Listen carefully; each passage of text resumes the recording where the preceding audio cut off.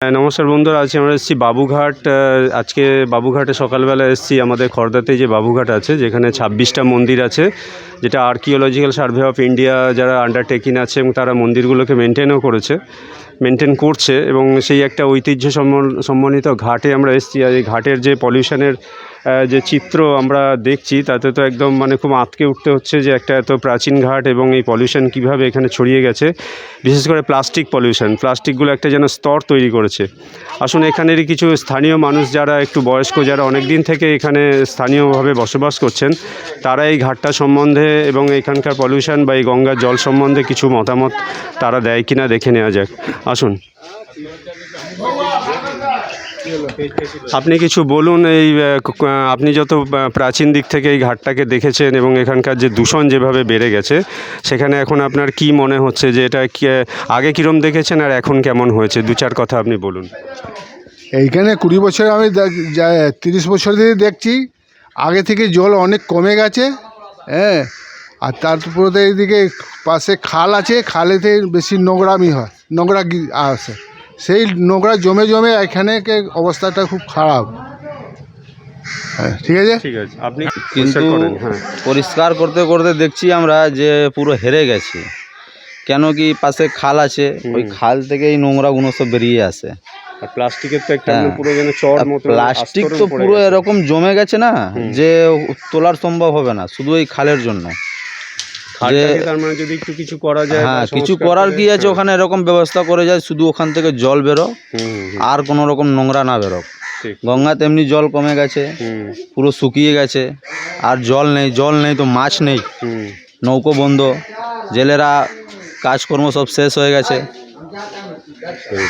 পুরো নোংরা জমে একদম কালো হয়ে গেছে। এখান থেকে দেখুন পুরো ও দিক দিয়ে অবধি পুরো একদম, আগে সব ছিল না, অনেক নৌকা এখানে সব দাঁড়িয়ে আছে। আগে এরা সব মাছ ধরতো, এবার তো মাছ আর হয় না। এখন কোনো এরকম ব্যবস্থা তৈরি করা হচ্ছে না যে কেউ লোকরা এসে যদি কিছু ফেলে সে ও ডাস্টবিনে ফেলবে, ঠিক আছে, এসে গঙ্গায় ফেলে দিচ্ছে। যেমনি দেখুন এখানে কত ওই জামা কাপড়, ফল ফুল নোংরা ওদিকে এদিকে সব ফেলে চলে যাচ্ছে। কিছু ব্যবস্থা থাকলে কি হবে, লোকরা ওর মধ্যে ফেলবে, না হলে লোকরা ডাস্টবিন কিছু। আচ্ছা, আপনাদের এই যে পৌরসভা থেকে যে ডাস্টবিন দেওয়া হয়েছে, সেখানে লোক ইউজ করে ডাস্টবিন? হ্যাঁ, বাড়ি যারা ডাস্টবিন দেওয়া হয়েছে তো বাড়ির লোক ইউজ করছে, কিন্তু একটা পার্টিকুলার একটা ঘাটের জন্য কিছু করা উচিত।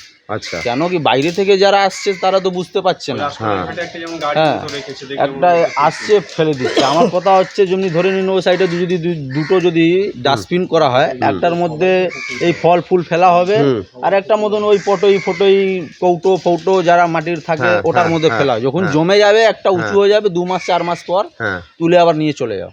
বেশ, তাহলে আপনাদের দাবি হলো একটা মিনিমাম একটা প্লাস্টিক ফেলা, আর একটা হচ্ছে মাটি বা অন্যান্য ফুল টুল ফেলার।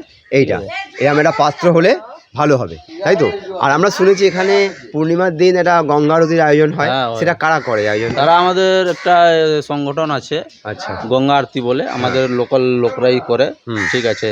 তখন কি আরতি যখন হয় তখন পরিষ্কার পরিচ্ছন্ন করা হয়? সবাই মিলে আমরা পরিষ্কার করি। আচ্ছা, ঘাটটাকে গুছিয়ে একদম ভালোভাবে সব প্লাস্টিক সরিয়ে। এবার আমরা কথা হচ্ছে আর ওইখান থেকে আমরা একদিন আপনাদের ওটা কভার করবো। একদিন আপনারা ওখান থেকে একটু বার্তা দেবে যাতে প্লাস্টিকটা লোক এখানে গঙ্গাতে প্লাস্টিক না ফেলে। আমরা তো বার্তা বলি সবাইকে বলি যে গঙ্গা আমাদের লাইফ লাইন, ঠিক আছে। কিন্তু একটা সবসময় জিনিস করা হবে, যখন কোনো যা উপর থেকে যে জিনিসটা আসছে ওটা আপনি ভাববেন নিচে দিয়ে পরিষ্কার করতে, ওটা কোনোদিন সম্ভব হবে না। ওটা উপর থেকে বন্ধ করতে হবে।